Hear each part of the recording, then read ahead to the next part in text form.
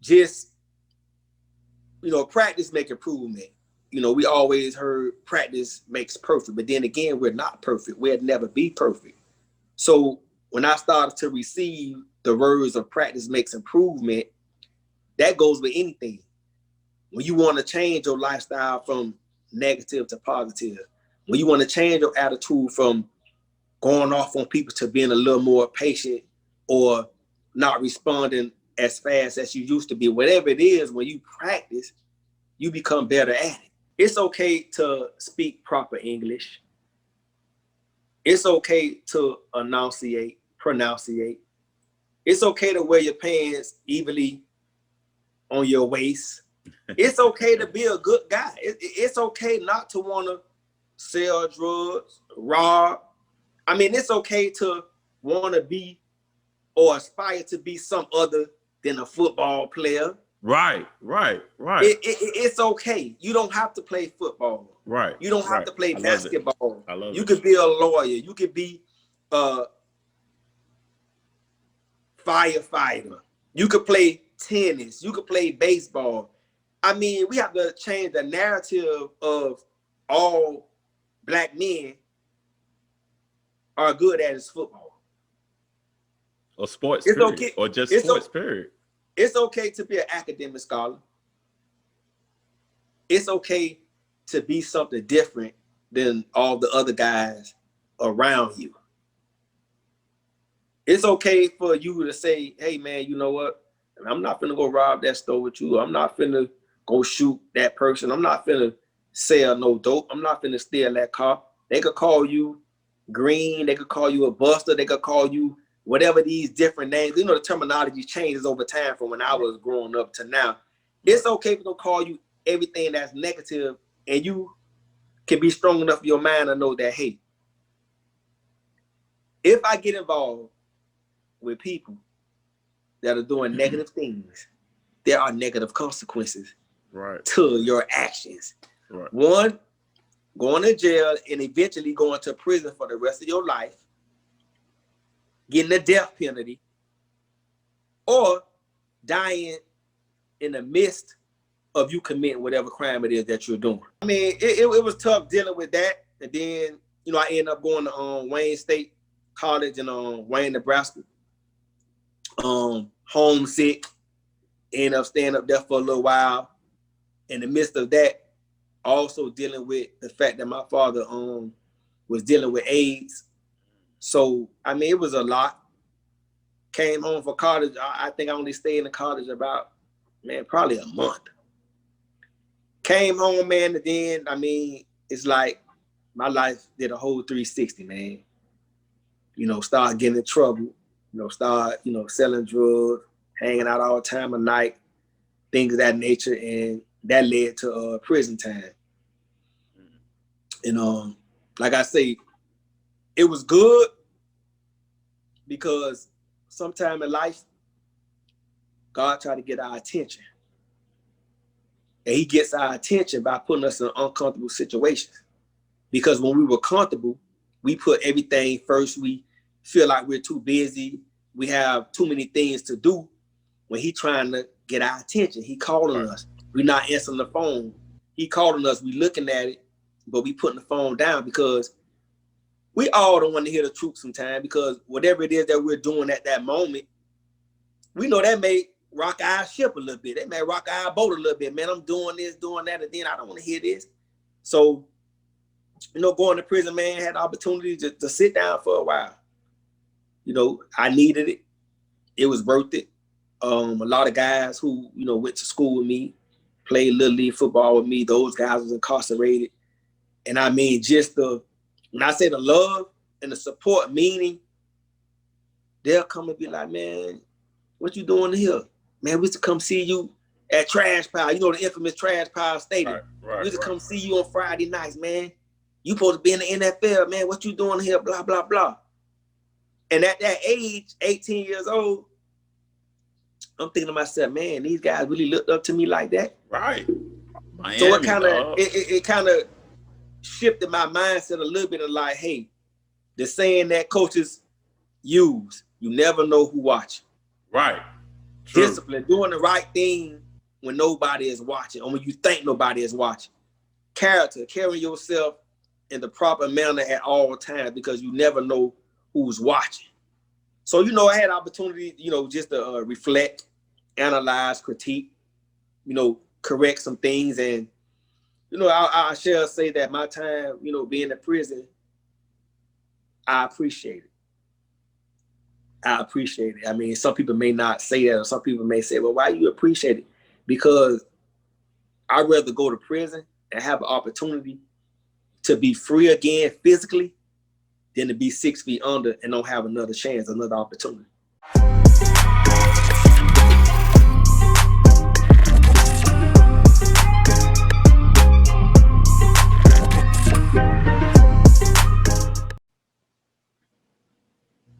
All right. Boom. We in the gym. Welcome to EJ's Gym, a guide to elevate your mindset. Man, I have a special guest on the line. Big bro, nothing but love. I'm telling you, man, this guy is a mentor. Like, I can't even put it in words and describe like my college experience and what it would be like without you. I think of you like, honestly, like my life without my dad. You know what I mean? My life without my dad, I can't even imagine what life would be like. I couldn't even imagine like going through my college experience and not having you there as a big brother.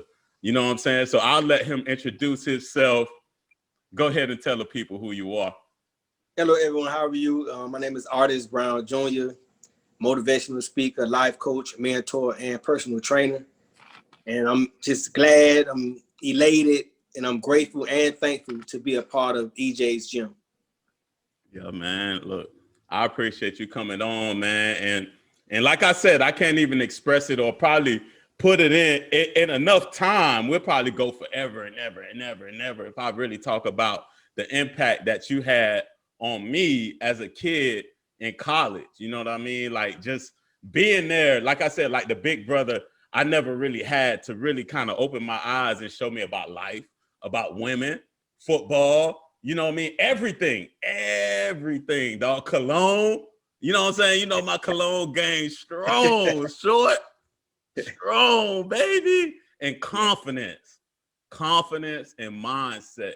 You know what I mean? And I owe a lot to you, man. I owe a lot to you. And I just want you to share with the people your mindset and everything about you that makes you who you are. And let's start off, first off, one thing we do share in common, we both played at Central. You know what I'm saying? Yes. We both played at Central, but your time was a little bit before my time, right? You Yes, was sir. there with Coach Butterfield to me, Coach Mitch, you know what I mean? So how was the culture like back then when you played at Central? I mean, it was an era of, you had to have the mental fortitude as well as the physical fortitude as an athlete, because back then, coaches was built upon, if you hurt, you can't really show it. You got to play through toughness. But then being older now, as a young man and a former athlete, when you think about it, how can I play and be very effective as a teammate or a team player for my team if I'm hurt? Right.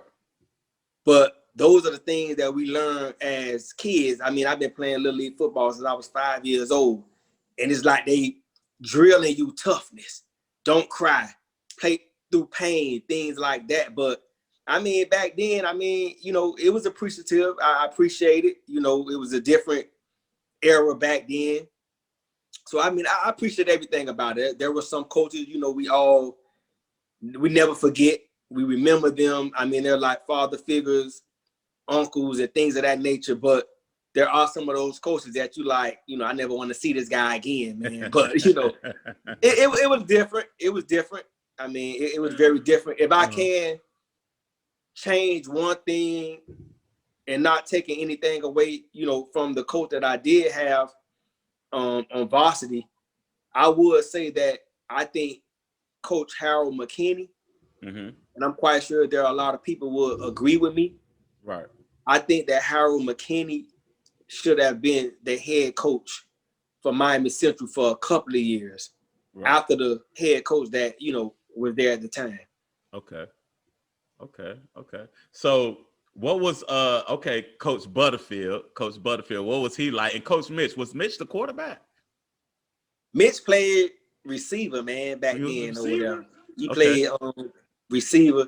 Butterfield, he was receiver. We go way back from Northwest Boys Club days. Oh yeah, or whatever. And yeah, man, Tyrone Butterfield, Northwest Boys Club, and we grew. We had a bond. As young athletes at that age, young teenagers, we spending out at my house. I spend out at his house. We playing Madden all day till 3, 4, 5 in the morning. Get up, go to, practice 3-a-day practices, things of that nature. That was my guy, man. Old Tyrone Butterfield, man. Yeah, he ended up going to Michigan, right? He wore number 1 at Michigan, wasn't it? Yeah, he put that Uno on. Ooh. Go blue. Yeah, man. Hey, man, I remember those guys, man. And they were part of the process of instilling that confidence in me, man, because they had confidence in themselves as people, you know what I mean? And they would instill the same, and they would challenge us, you know what I mean, as players, man. But it definitely made me better, man, to help my mindset, man. So all y'all were like playing receiver. You played running back then, though. Yeah, I played running back, man. And then, Coach put me in his office one day. He was like, Brown. I was like, what's going on, Coach? He was like, man, not taking nothing away from you. As a running back, you have things that you can't teach. Your peripheral vision is something that you can't teach. You either born with it or not. But he said, being that you don't weigh a lot, we don't want to put you in the backfield because, just the everyday or the every down pounding over and over. Not realizing then as a kid, but understanding now as a running back, you're liable to get hit at least by 6 or 8 people every play that you get the ball. That's a lot of pounding. It is. That's a lot of weight. Especially when you have guys weighing 200 to 300 pounds. Right. You know what I mean? So you add 200-300 pounds times 6. Right. That's 1,200 pounds hitting one guy. Yeah. So he was like, what we want you to do, because you can catch out the backfield. You have one of the best hands on the team. So they consider me a scat back. So my 12th grade year, he wanted to put me in the slot as a receiver. I didn't understand it, but then again, as time went on, I appreciated it, but because I was considered as an athlete. Right. I realized that if I go to another position, that's opening up the running back position for another athlete. So now we have more talent on the field. We have more threats. So I was moved to slot receiver my senior year. Okay. But running back, man, that's my first love. Anybody that tell you that know me, they know that, man. I just give me the ball. Give me that pill, man. You know what I mean? So, yeah. That's what's up. Okay, so what was that process like for you? You know what I'm saying? When you graduated high school and your process with college or whatever the case may be, how did that go for you? Well, a lot of people may remember Hurricane Andrew, which came in the summer of 1992, right before the season. So instead of the season starting on time, we didn't start our season till like October, I think. Mm-hmm. Instead of having 10 games, we had 6. Right. And adversity, man, struck. You think about a 16-year-old teenager, man, thinking about his career just like going down the drain, because now I go from playing 10 games a season to 6 games. Right. This is my last year. Instead of playing that night, we playing, 1 o'clock in the evening. Yeah. And that it was tough. It was tough. And I always had dreams of going to University of Miami. We used to go down there with the guys, me, Butterfield, go down there with Lamar Turner, Jesse Armstead. Yeah. Kevin Williams, man, won number 5 for University of Miami. And he actually from Texas, and he was the first guy to ever give me some screw-in cleats or whatever. And I wore them, my senior year. But so, all right. So you were in prison but you had time, a lot of time, just like you said, to sit and reflect. And I remember, I remember a lot of stories you used to tell me, and you used to draw. You used to draw something when you were in prison. What were you drawing?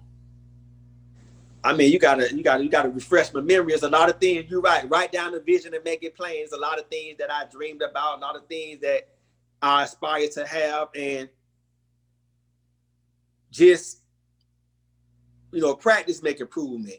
We always heard practice makes perfect, but then again, we're not perfect. We'll never be perfect. So when I started to receive the words of practice makes improvement, that goes with anything. When you want to change your lifestyle from negative to positive, when you want to change your attitude from going off on people to being a little more patient or not responding as fast as you used to be, whatever it is, when you practice, you become better at it. Sure. So I just, I remember, you probably remember when I told you that I had a dream of getting a Range Rover. That was one of my dream trucks. And, I went home to Miami, test drove it or whatever. And yeah, I believe when you write down the vision and make it plain and you post it somewhere and you begin to see it every day, it's motivation, it's inspiration. It gives you hope. So I put the Range Rover, I cut it out the magazine and I put it on the door by the light switch in my dorm room. And that was one of the, the things that I desired to have. And, Psalms 37 verse 4 says, delight yourself in the Lord and he'll give you the desires of your heart. That was in 2003, I think. I put that on my wall. And as God would have it, with patience, patience is very important. Praying is very important. In 2010, God blessed me and I was able to get that vehicle that I wanted. Okay. So you put it there. So what about the field? You used to draw a picture of a field and you used to say something about your brother, right? Something you wanted to do with your brother. Yeah. Again, I have this quote and it says, God will place us in some uncomfortable situations to show us who is for us, who is against us, show us our purpose, and give us what we need to live in it. Mm-hmm. So being that I was in prison, I had the opportunity to dream. Now, most people would say, well, how can you dream? How can you have hope? How can you be inspired? How can you be motivated while you're incarcerated? It's easy. Physically, I was incarcerated, but I still was alive. I still had hope. So I had a dream that, my brother and I played college football together. And I truly believe that dreams are visions. Sometimes it's speaking to us, and sometimes it's speaking to people around us who we may know. And again, write down the vision and make it plain. So the dreams that I had while I was incarcerated, I did the best I could by drawing. I just draw a football field. I wanted to go, to Florida State when I got out. I remember. Or whatever. That didn't work because God had a different plan. I'm okay with that. But I dream of playing football, with my brother who is 4 years younger than me. And I'm gonna tell you who inspired that. Hopefully I get a chance to tell him, man, before we leave this earth. Vernon Mitchell, man, and his brother Cedric Mitchell played at FAMU together. Vernon Mitchell was my quarterback my senior year. Oh, you talking about my coach? Said. Yeah. Vernon Mitchell converted to playing quarterback my senior year. In high school, when they went to FAMU, he was playing safety. Had number 31. Said had, I think, number 11, 80 something. They was playing at FAM. Okay. So that was like inspiring. Like, man, that's cool. Like these younger guys. And again, like I said, you never know your purpose in life, man. Them guys sit back and they always, tell me a lot of things that I said when I was playing with them. And they 2 years younger than me. And I'm like, wow, y'all remember that?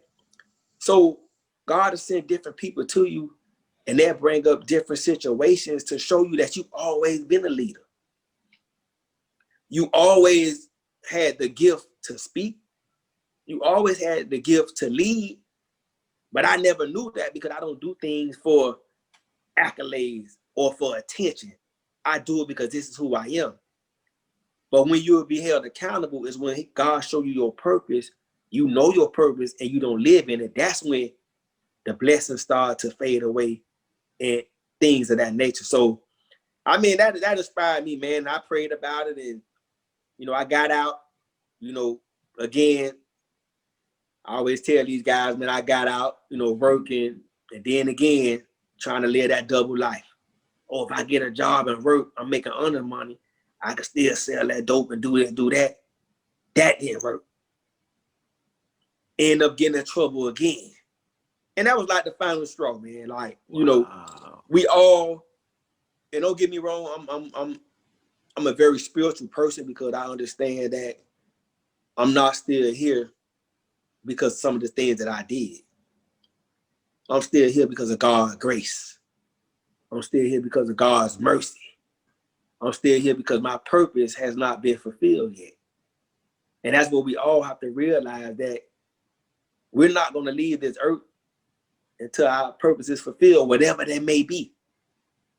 Example, sometimes, you know, people die at 2 years old, 3 years old, 12, 21, whatever that number is. We as humans, yes, we're selfish. We're humans, but God created all of us. And if he says it's time for you to go at 5 years old, that's what it is. But what I think it should do is allow us to appreciate the air that we breathe, the use of all of our limbs. And I'm going to propose this question to you and the audience, right? And I was thinking about this. What if we was born, right? The day that we was born, there was a paper, a sheet. Shall I say after what we get when we go out of town to play football team? What's the sheet we get when we go out of town? We get on the bus, we go to the hotel. The scout report. No, coach give us the paper, man. We got to meet it. Oh, the itinerary. The itinerary. What if we had an itinerary, right? Yeah.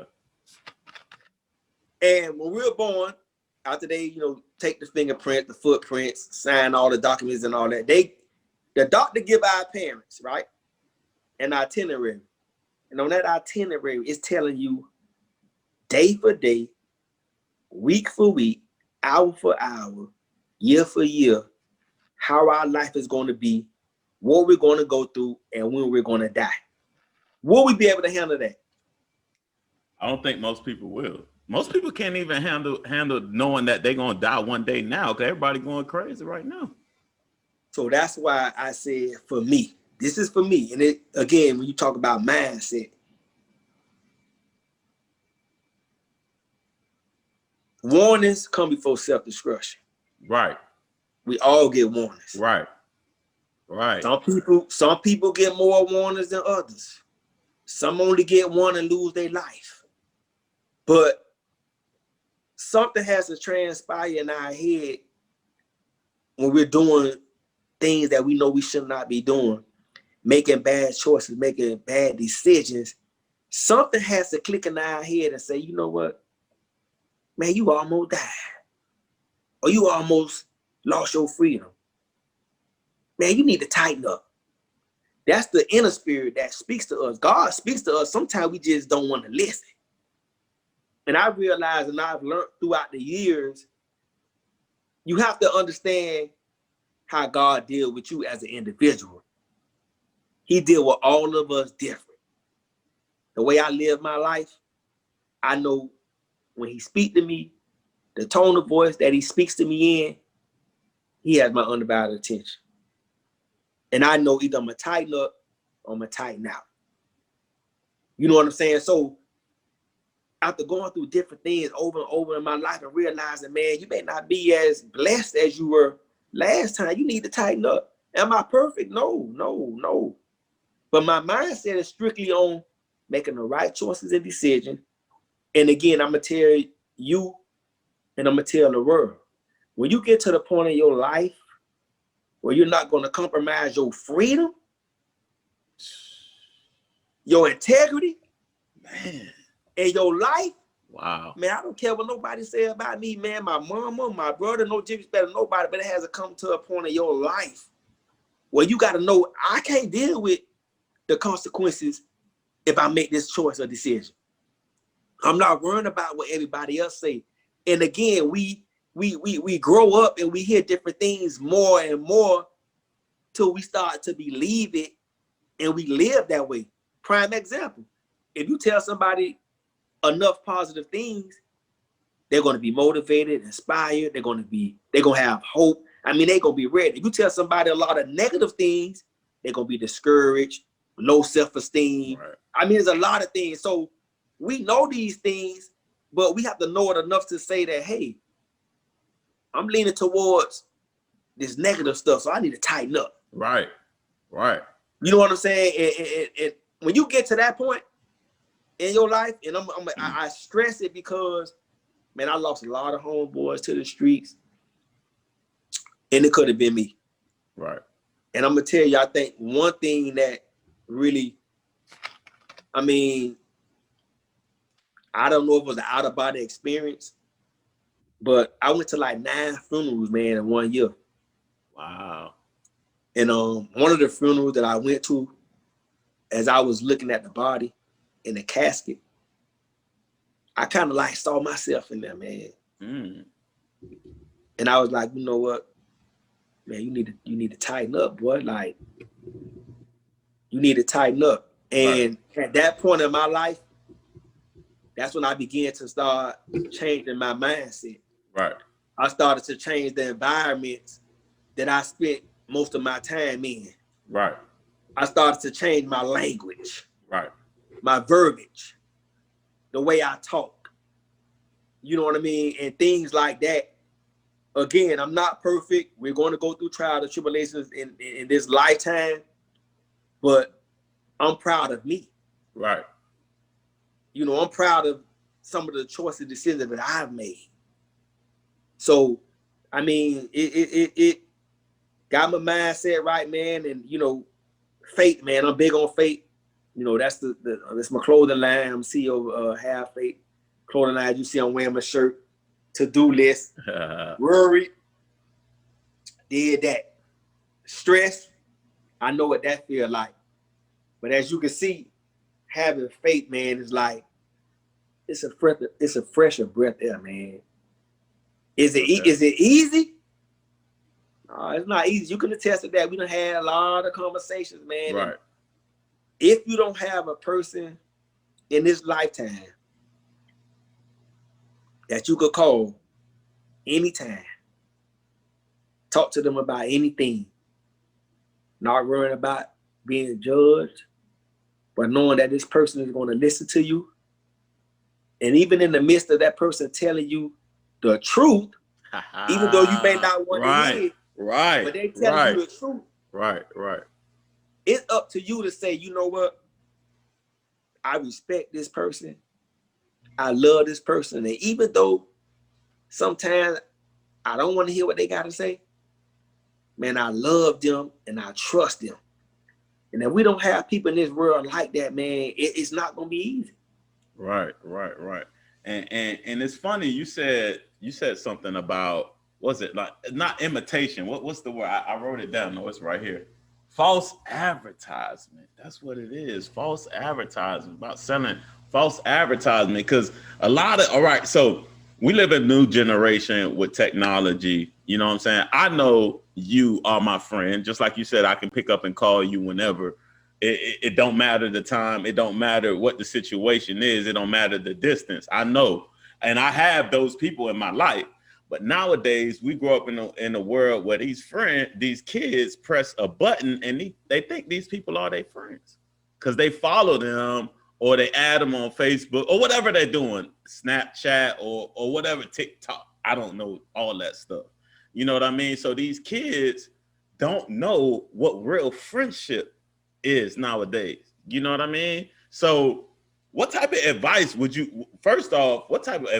give the average kid out there right now that want to be in the streets, just like what you said? You know, we got a lot of these kids They throwing up these gang signs. They listen to these rappers. You know what I'm saying? We talk about it all the time. We had a discussion yesterday? No, I think it was Saturday about this, right? So what type of advice would you give them? Because just like you said, you had to learn the hard way. You know what I'm saying? You went to prison. You know what I'm saying? And then you came out still doing crazy stuff. And it took like you going to a funeral to realize like, okay, man, I need to reel it in. What type of advice would you give a kid so they don't have to even go through everything that you went through? I mean, the best advice that I can give, I mean, first and foremost, it's okay as a young man that has the same color skin that I have. It's okay to speak proper English. It's okay to pronunciate. It's okay to wear your pants evenly on your waist. It's okay to be a good guy. It's okay not to want to sell drugs, rob. I mean, it's okay to want to be or aspire to be some other than a football player. Right. It's okay. You don't have to play football. Right. You don't have to play basketball. I love it. You could be a lawyer. You could be a firefighter. You could play tennis. You could play baseball. I mean, we have to change the narrative of all black men are good at is football. Or sports, it's period. Okay. Or just sports, period. It's okay to be an academic scholar. It's okay to be something different than all the other guys around you. It's okay for you to say, hey, man, you know what? I'm not finna go rob that store with you. I'm not finna go shoot that person. I'm not finna sell no dope. I'm not finna steal that car. They could call you green. They could call you a buster. They could call you whatever these different names. You know, the terminology changes over time from when I was growing up to now. It's okay for them to call you everything that's negative, and you can be strong enough in your mind to know that, hey, if I get involved with people that are doing negative things, there are negative consequences to your actions. Right. One, going to jail and eventually going to prison for the rest of your life, getting the death penalty, or dying in the midst of you committing whatever crime it is that you're doing. Right. And not only that, I think a lot of people, man, a lot of men don't realize that. Prime example.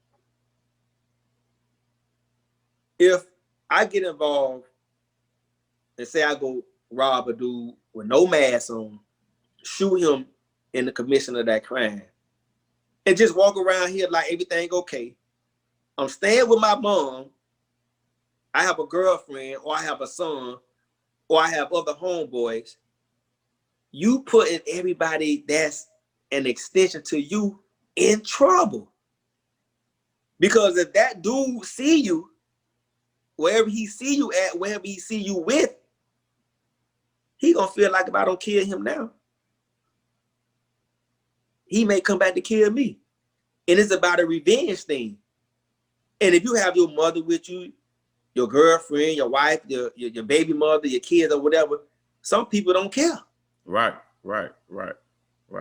And that's what we have to realize, that when you do wrong, man, you put everybody that's associated, that's affiliated with you in your life, you put them in trouble. And I don't understand a lot of these guys, they go right back to their mother's house after they went and shot somebody, robbed somebody. Are you thinking? Are you really thinking? Then you go get your girlfriend after you just went and shot somebody or robbed somebody or killed somebody. And then you ride around, you got your girlfriend in the car that may not know what you did, or somebody you call your homeboy. Right. And I say this. I say this. Wow. We talk about snitching a lot. And I don't think people really understand like what that means. Even if you did live that life and you wasn't 1,000 or 100 or whatever, you 10 toes down, whatever the term we use, because people use those terms, I guess, to validate they street credibility, they tough and all this, but then you really see how tough these guys is on first 48 stuff like that. Now I'm gonna give an example, right? The first example is gonna be what I call not snitching, but saving your life and your freedom. Say for instance, I got a friend, very close friend. I mean, no matter, I go to his house, he go to my house, we grew up together. I mean, this is my dude. I call him my homeboy, right? Again, this is what I call not snitching. This is my homeboy. Now, we be together every day. I mean, people see us, we tight. I mean, that's my dude. He love me, I love him. Now, listen to the words I'm using. Like, I have $5, we hungry, I give him $2.50. Like, we done been in the trenches together, like, quarter juices, quarter chips. I mean, like, right. This my dude. I love him, right? Mm-hmm. And when you love people, right, you'll never put them in a messed up situation. So say I decide to want to go, and these are reality situations. I go rob somebody, whether I have on a mask or not, but when you rob someone you don't have on a mask, you actually saying to that person that you robbed, F you. I don't care about you. I don't care about my life. Now, I say I rob them, I shoot them, I go rob a bank, I go, whatever it is, I go do. And after I go do that, I go pick up my so-called homeboy. Yeah. Now, I didn't tell him I went and robbed the bank. I didn't tell him I went and shot these dudes. I didn't tell him I went and robbed the crap game. I didn't tell him none of that. But then I go pick him up. And then we get pulled over. Now he looking at me like, man, what's going on, man? And now, and this is reality, man. And it's sad. It hurt me to my heart. If, some tears rolling out of my face, because I'm not afraid to cry as a man. And that's another thing, not trying to jump off the subject, but as men, we taught not to cry at an early age. Why? Why can't we be emotional? Why we got to keep everything in? There's nothing wrong with crying. Right. I'd rather you cry to detox, to let what it is that you're going through out versus crying when you finna be locked up for life or getting a death penalty. You see what I'm saying? So we get pulled over, and now my homeboy that I love, he loved me. I done put him in a situation that he knows nothing about. That's not right. Because now I've included him by having him in the vehicle that I just used for a robbery, a shooting, or a killing. Now we go through the interrogation process, and like I say, again, y'all need to watch the first 48 because a lot of these tough guys end up not being so tough. So now we go through the process, we're getting interrogated, things of that nature. They have me in one room, I'm teaching. They have my homeboy that I love dearly in another room. The process, because they have a job to do, is to find out who committed the crime. Now, my homeboy don't know anything about what just transpired because I didn't tell him. So when they go to him, and if he says, man, I don't know what you talk about or whatever, man, he did that. Talk about me. That's not snitching. Because when you love somebody, you care for someone, you don't want to hurt them. You definitely don't want to bring them into something that they do not know about because I choose to do wrong. You don't do that. Right. So if he tell on me and say I did it, that's not snitching. What he's doing is saving his life and his freedom. And I can respect that. Right. Now we're going to get into snitching, which I'm just cut from a different cloth. My mother raised me. She always said, if you can't stand the heat, get out the kitchen. If you can't do the time, don't do the crime. So she basically was telling me as an individual, and this is the one that sticks with me, and it will stick for me for the rest of my life. There comes a time in your life you have to be a man and suffer the consequences for your own actions. So I'm gonna take that same dude. That's my homeboy, and we sit down, and for whatever reason, people decide to want to rob, do this, whatever. We decided to say, hey man, let's go rob this bank, man. And he may say, man, yeah, hey man, we ain't never did that before, man. Like, we got a clean record, we athletes. I mean, we come from a good parent, 10 home. I mean, everything going good, but we just decided because the spirit that got in us, because for some reason, we said people on Instagram, they standing on the Ferraris, the Bentleys, they got the money to their ear. The money phone. They got on, the name brand clothing, you know what I'm saying? The Versace, the chain, the gold the Christian chain. Dior, they got the big Cuban links on, the Rolex, all that. So everything. They intrigued by that. So say we say, man, let's go rob this bank. Now, from the time we decided, heard what I said, the both of us. From the time we decided to say, hey man, we're gonna rob this bank, man. We start to plan, plot, and strategize. So we in it together now because we're doing this together. Nobody copped out, nobody said, no, we're not gonna do it. So as time going on, again, we're plotting, we're planning, and we're strategizing. So what people have to understand is, and I just hope this seed that I'm planting today, man, somebody life be changed, bro. Like, because I care. Why? Because I've been down that road. I care because it's my purpose. I care because I'm passionate about what I'm doing. Right. And as we're plotting, planning, and strategizing to rob this bank, you have to understand that we could go in there and get killed, both of us. Yeah. We could go in there, one of us get killed, and one get away. And the next thing would be, you have to understand this.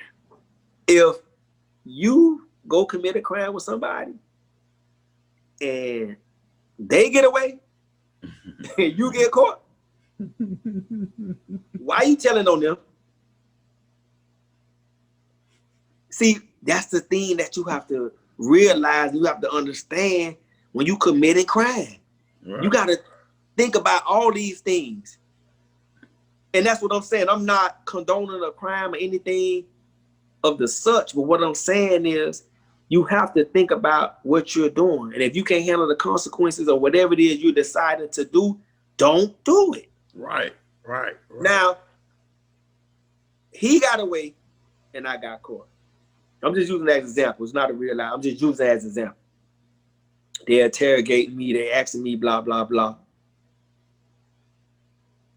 He got away and I got caught. Again, we both agreed. And common sense has to sit in somewhere again that it's a possibility that somebody might get away. Somebody might get caught. Both of us might get caught. Right. So if he got away and I got caught, and I tell on him, that's snitching. That's wrong. You just as guilty as he is, because you get caught don't mean you're supposed to tell on him. Right. If y'all both get caught, that's easy. You know why? All you gotta do is say, yes, I did do it. I'm willing to suffer the consequences that come with what I did. And now it's time for you to flex your muscles and be a man. Now it's time for you to flex your muscles and say, I'm standing 10 toes down. See, now you behind them closed, closed walls and them doors. People on Instagram, Facebook, Twitter, and all the other social media sites can't see the real you. See that mask that a lot of people put on for attention, for likes, for comments, and all three. When you really put in that situation to stand 10 toes down, and all that, right. It's okay, man, not to do wrong. But I always say this: if you decide to go that route and do wrong, just be a man and take full responsibility for your action, I can respect you a whole lot. Right. And that's what's going on, man. And it's sad because I don't have all the answers, man. And we've known each other since 2003. Right, since 2003. That's a long It's time. 2000. 17 years. It's 2021. 17, 18 years, yeah. And again, I'm not perfect, but I think that a lot of things that I've shared with you verbally, I think my actions that I've showed in front of you and my other nephews really showed that I cut any one of y'all off in a minute if y'all doing something that I don't condone of. Right, true. That's because I'm not going down that road no more.